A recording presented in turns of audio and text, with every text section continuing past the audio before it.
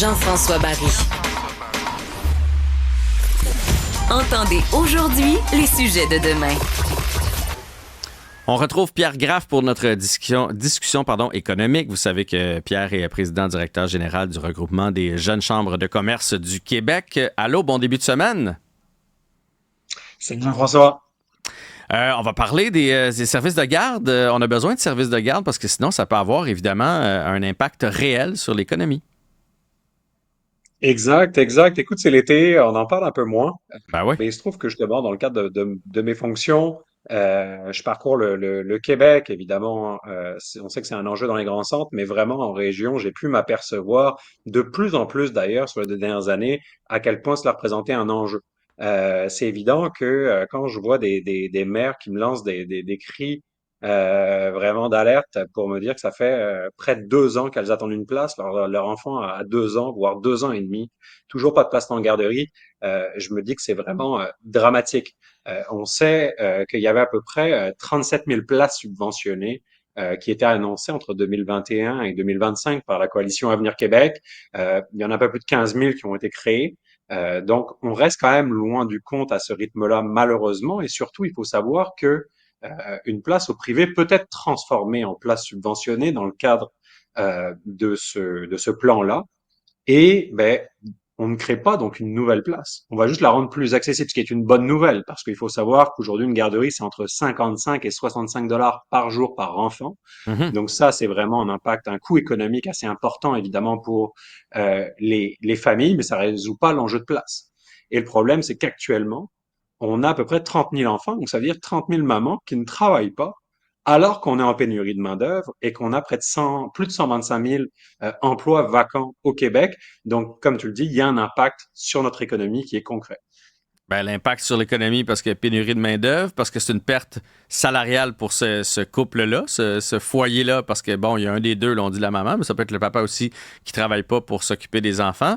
Puis là, ben, si on a envie d'avoir une famille nombreuse, c'est aussi quelque chose qui finit par nous trotter dans la tête, là, de dire, hey, c'est tellement compliqué en placer un. Imagine si on en a un deuxième, puis là, dans le fond, je vais être hors du marché du travail, donc perdre mon espèce de hiérarchie pendant 2 ans, 3 ans, 4 ans. Fait que ça peut être un stop à beaucoup de choses. Exact. Ben, si on regarde très concrètement là au niveau économique, parce que tu le dis, il y a beaucoup de perdants là, et évidemment les familles immédiatement qui s'appauvrissent, ils n'ont pas de salaire, il n'y a pas d'argent qui rentre, mais c'est aussi donc une perte de salaire si on cumule toutes ces personnes-là.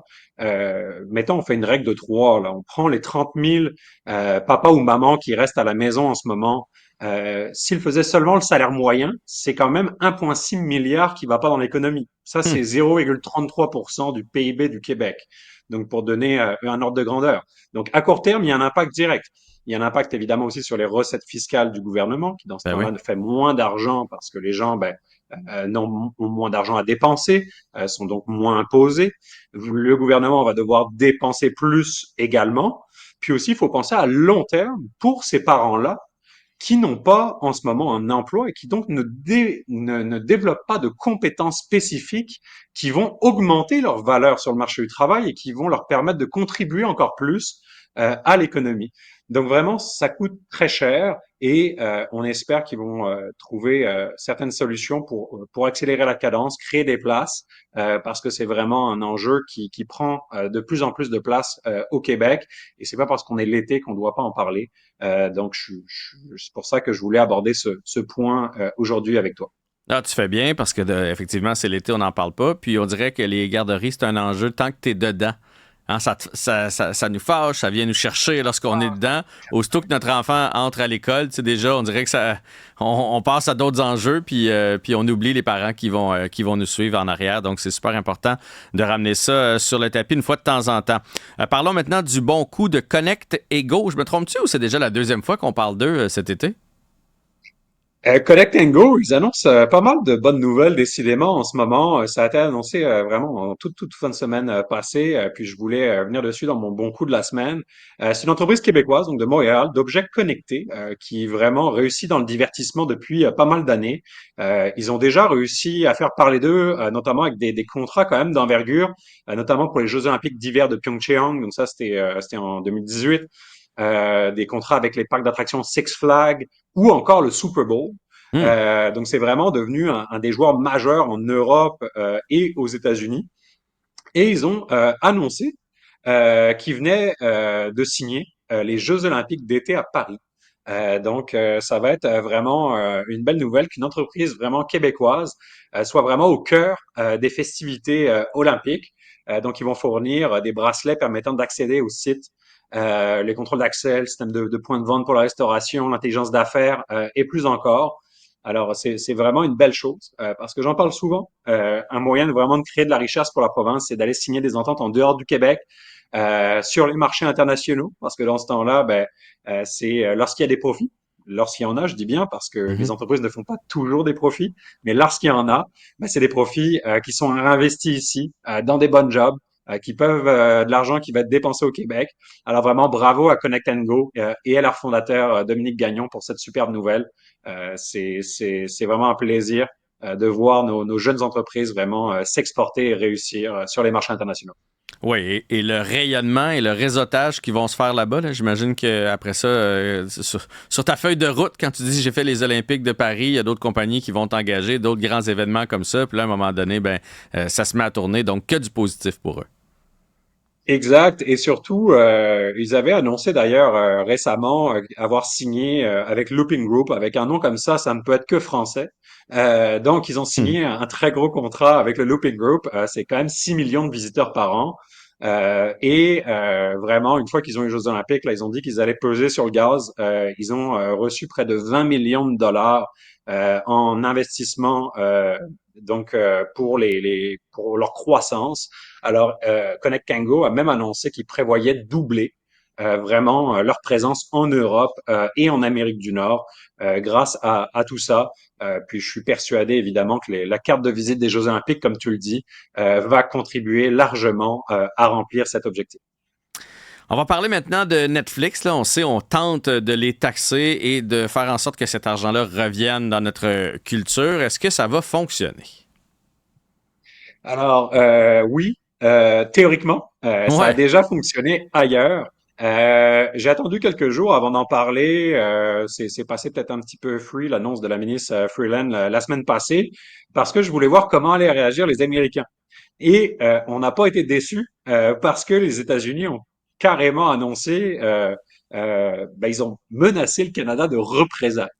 Ah Donc ouais. là, évidemment, pour remettre les gens en perspective qui ne le savent pas, donc les GAFAM, donc Microsoft, Facebook, Amazon, etc., font tout pour éviter de payer des taxes. On le sait, alors qu'ils réalisent des chiffres d'affaires qui sont dans les centaines, voire les milliers de milliards de dollars, grâce à différentes stratégies. Donc, ils vont évader l'impôt. Puis là, on cherche à mettre quelque chose en place. On sait que ça a fonctionné. Il y a déjà eu par le passé des exemples qui ont été probants, notamment en Italie, en Autriche et même en France, pour donc les entreprises qui font plus qu'un 1,1 milliard de dollars, comme on s'en doute, là, toutes ces compagnies font bien Mhm. plus que ça Facilement. au Canada et dans le monde. Donc la ministre Freeland a créé ce qu'on appelle la taxe sur les services numériques, la TSN, qui viserait en fait à appliquer une taxe de 3% rétroactive en plus en 2022. Est-ce que ça va fonctionner? Oui, mais oui, mais parce que potentiellement ces grosses compagnies vont trouver un moyen d'éviter la taxe comme ils l'ont toujours fait. Hmm. Aussi, Pierre Poilievre a même annoncé que s'il rentre au pouvoir l'année prochaine, il l'abolirait. Donc là, déjà, ça fait deux cas où potentiellement ça marcherait pas. Bon, en revanche, tout le monde doit contribuer, tout le monde doit payer de l'impôt. C'est normal. Les Ouais. entreprises, les contribuables, c'est ce qui fait qu'on a une société qui fonctionne. Contre, c'est pas impossible qu'il y ait d'autres stratégies d'évitement fiscal qui voient le jour, peut-être même des poursuites, parce que là, il y a aussi un enjeu avec cette taxe, c'est que sans nommer directement ces compagnies, la loi semble être dessinée pour les viser spécifiquement. Or, la loi doit être d'habitude euh, euh, ne pas viser nommément des personnes ou des entreprises. Alors, il y a potentiellement vraiment des obstacles juridiques qui vont se dresser sur l'application de cette loi, et ça ferait que malheureusement, on ne percevrait pas ces taxes qui normalement devraient revenir au gouvernement fédéral. Alors bref, c'est un dossier qui n'a pas fini de faire parler. et on verra bien ce que ça va donner dans les mois et années à venir. Ah, écoute, tu as bien fait de nous parler de ça parce que moi, je pensais que c'était déjà actif. Donc, ça a été annoncé, mais il y a quand même des embûches et si jamais c'est Poliev qui rentre, et etc., qui pourraient venir miner tout ça. Donc, c'est plein de bonne volonté, mais l'argent est loin d'être rendu dans les, dans les trésors publics. Pierre Graff, ça a été très agréable comme d'habitude. On se reparle mercredi. Hey, salut Jean-François! Bye bye.